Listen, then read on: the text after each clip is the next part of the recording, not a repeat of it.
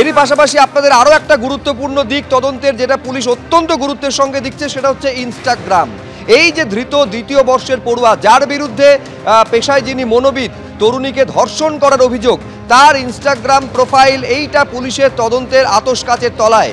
পুলিশের বক্তব্য যে কোনো রকম মানসিক সমস্যা এই আইআইএম জোকার দ্বিতীয় বর্ষের পড়ুয়ার ছিল না।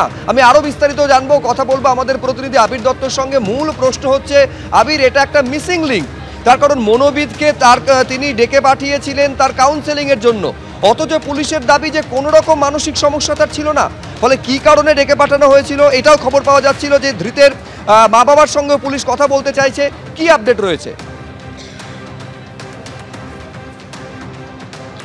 দেখো, ধৃতের মা বাবাকে ডেকে পাঠানো হয়েছে, তাদের সঙ্গে তারা কথা বলতে চাইছেন, বেশ কিছু বিষয় তাদের কাছ থেকে জানার রয়েছে পুলিশের। কিন্তু এখনো পর্যন্ত যে তদন্ত, সেখানে এই যে অভিযুক্ত যাকে গ্রেপ্তার করা হয়েছে তার মানসিক কোনো রকম সমস্যা রয়েছে বা তার কোনো ট্রিটমেন্ট চলে বা ওষুধ চলে, সেরকম কিন্তু তথ্য প্রমাণ পাওয়া যায়নি। এবং সেই জন্য নিশ্চিত হওয়ার জন্যই তার মা বাবাকে ডাকা হয়েছে, এমনটাই জানা যাচ্ছে পুলিশ সূত্র থেকে।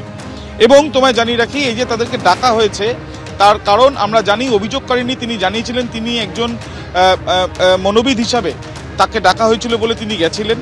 আদৌ কি এই অভিযুক্তের কোনো মানসিক সমস্যা ছিল, সেই বিষয়টা জানার জন্যই কিন্তু তারা, বা নিশ্চিত হওয়ার জন্যই তারা বিভিন্ন রকম তথ্য প্রমাণ সংগ্রহের প্রক্রিয়া চালাচ্ছে।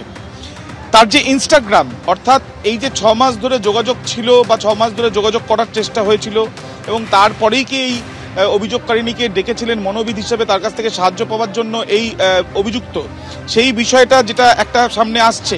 অর্থাৎ অভিযোগকারিনী বলছিলেন যে তাকে তার কাউন্সেলিং নেওয়ার জন্য ছেলেটি তাকে ডেকেছিল। সেই ক্ষেত্রে আদৌ কি কোনো মানসিক সমস্যা ছিল এই অভিযুক্ত, সেই বিষয়টা জানা যাবে আরও বিস্তারিত যখন তার পরিবারের সদস্যদের সঙ্গে কথা বলা হবে। অন্যদিকে তার যে ইনস্টাগ্রাম, সেই ইনস্টাগ্রামেও কিন্তু কী ধরনের কার্যকলাপ বা কী ধরনের কথোপকথন অন্যান্যদের সঙ্গেও ছিল বা সেটাও নজরে, যদিও এই ক্ষেত্রে যে আইনত যে নিয়ম রয়েছে সেই নিয়ম মানা হবে। অর্থাৎ তার যে মোবাইল ফোন ইতিমধ্যে সিজ করা হয়েছে বা বাজেয়াপ্ত করা হয়েছে, সেই মোবাইল ফোন যা আইন রয়েছে সেই অনুযায়ী এই ধরনের কেসে সেইভাবেই কিন্তু সেই মোবাইল ফোন থেকে তথ্য নেওয়ার চেষ্টা চালাবেন তদন্তকারীরা। সেই ক্ষেত্রে প্রয়োজনীয় হতে পারে যে ফরেনসিক পরীক্ষার পরে সেই তথ্য সামনে আসে, সেইটাও সম্ভাবনা রয়েছে। যদিও তোমায় জানাচ্ছি যে এই ইনস্টাগ্রামের মাধ্যমে অনেক তথ্য তারা জানতে পারবেন, সেটাই তারা মনে করছেন। এবং যে লিখিত অভিযোগের ভিত্তিতে যে গ্রেপ্তার করা হয়েছে এই অভিযুক্তকে, সেই অভিযুক্ত কি আদৌ মানসিক কোনো সমস্যা তার ছিল, তা নিয়ে একটা সন্দেহ রয়েছে। তার কারণ এখনো পর্যন্ত তার কিন্তু সেরকম কোনো ব্যাকগ্রাউন্ড পাওয়া যায়নি। নিশ্চিত হওয়ার জন্য তার পরিবারের সদস্যদের সঙ্গে যোগাযোগ করা হয়েছে বলে জানা যাচ্ছে। আবির, তোমাকে ধন্যবাদ।